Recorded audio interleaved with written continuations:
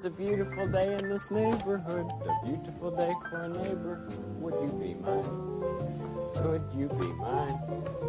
It's a neighborly day in this beauty wood, a neighborly day for beauty. Would you be mine? Could you be mine? I have always wanted to have a neighbor just like you. I've always wanted to live in a neighborhood with you. So let's make the most of this beautiful day. Since we're together, we might as well say, would you be mine? Would you be mine? Won't you be my neighbor? Won't you please? Won't you please? Please won't you be my neighbor? Welcome to this neighborhood, neighbor. Fred McFeely Rogers was one of the most influential television hosts during the late 20th century. He was most famously known for his popular children's TV show, Mr. Rogers' Neighborhood, which ran from 1968 to 2001. He impacted the lives of many children, and his legacy still continues to live on in Pittsburgh today.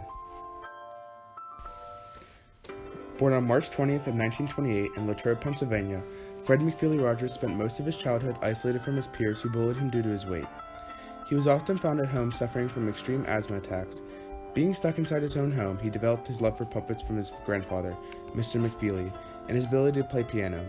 These, combined with a want to comfort children also experience isolation and loneliness, would eventually lead to the creation of his television show, Mr. Rogers' Neighborhood. Fred Rogers graduated from Latrobe High School in 1946 and went on to attend Dartmouth College, later transferring to Rollins College. After only 1 year into his education, he met his wife, Joanne Rogers, who he married 6 years later. He eventually graduated with a degree in music composition. After college, he was hired by NBC as an assistant producer for The Voice of Firestone, and later went to the Pittsburgh Theological Seminary, where he became an ordained minister for the United Presbyterian Church in 1963.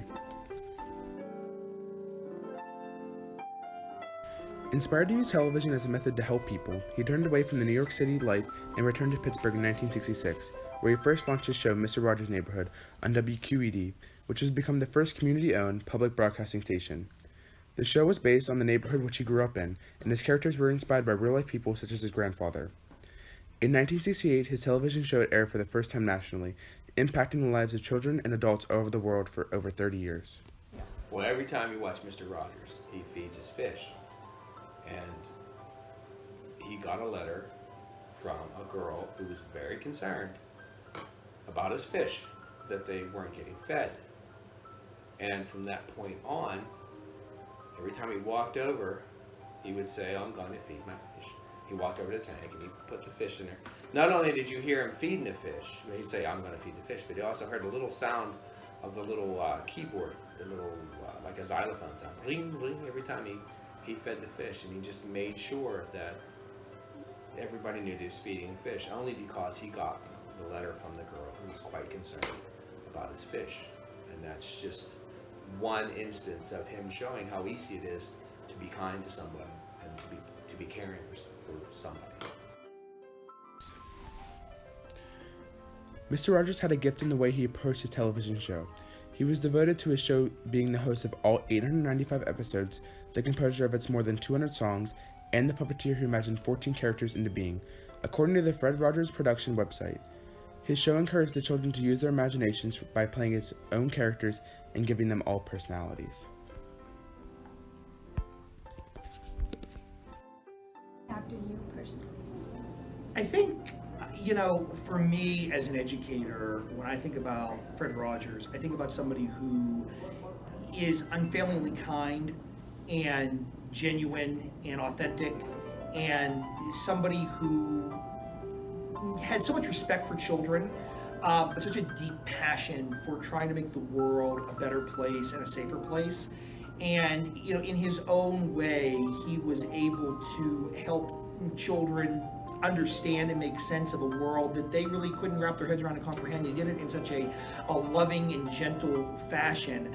I think the world would just be a better place if there were more Fred Rogers in it. And I think, again, for me as an educator, and as somebody who works with kids, although older kids, you know, just trying to provide them the same type of environment where they feel that they're safe and supported and loved, and a place where they know they can come and they can thrive and they can be who they want to be, and that's okay.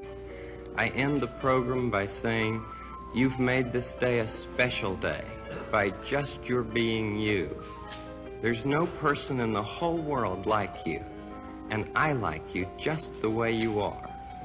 And I feel that if we in public television can only make it clear that feelings are mentionable and manageable, we will have done a great service for mental health. The year following his nationwide airing of Mr. Rogers' Neighborhood, the U.S. Senate proposed to cut the funding for any sort of public television, impacting his show.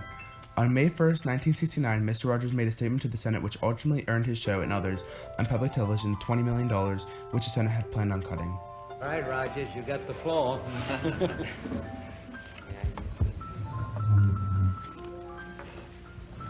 Senator Pastore, this is a philosophical statement and would take about 10 minutes to read, so I'll not do that.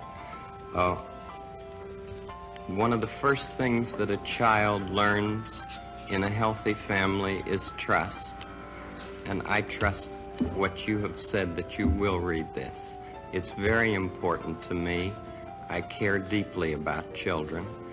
It has a tremendous impact, again, not just on children's programming and education, but also just on the television industry in general, and on our consciousness as a nation, that, again, is still continuing being felt to this day. During the controversy surrounding the VCR introduction into American society, Rogers was involved in supporting the VCR manufacturers in court.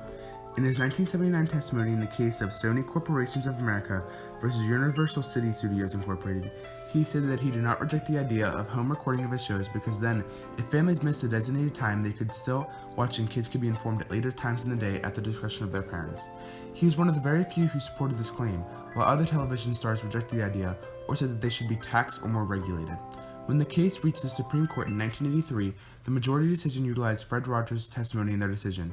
In the end, the Betamax video did not infringe upon video copyright laws. During the course of his lifetime, Fred Rogers' achievements have earned him numerous awards, including the induction into the Television Hall of Fame, the Presidential Medal of Freedom, 2 Foster Peabody Awards, multiple Emmys, and the Lifetime Achievement Award from the National Academy of Television Arts and Sciences, and many more. One of the biggest differences between what Mr. Rogers was doing and what every other ridiculous children's show was doing at the time, you know, whether it was clowns and pies in the face or anything like that, was Mr. Rogers broke down, not broke through, but just completely broke down that fourth wall. So the audience, the show was for the audience. The show, he talked to you and with you. And there were times when kids would actually talk back to the television because they were answering Mr. Rogers because he asked them a direct question. And that's huge because it felt personalized. And when he's telling you to be kind and to be thoughtful, it's not hard to do. It's not, after watching it for years,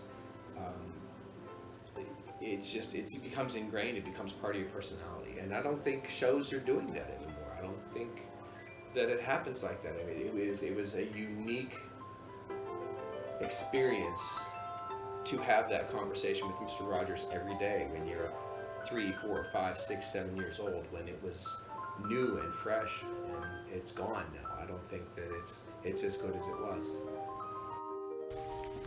In the final years of the show, Rogers began to slow down, and the show decreased to only 15 episodes per year. In December 2002, he was diagnosed with stomach cancer, and on February 27, 2003, Fred Rogers died. However, his legacy continues to live on. I'm proud to know people like you. You make each day a special day by just your being yourself. And people can like you just the way you are. I'll be back. Bye.